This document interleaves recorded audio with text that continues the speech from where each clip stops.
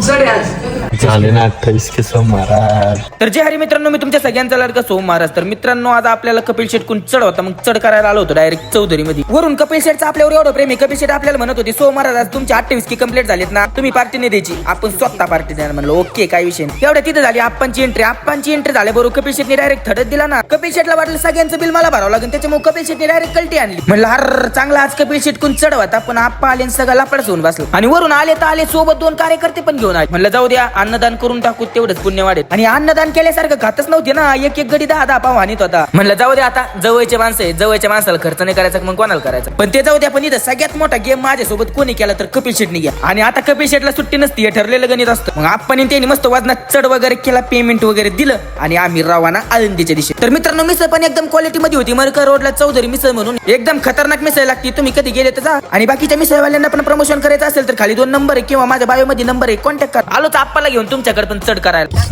चढ होता डायरेक्ट मिसळ होता.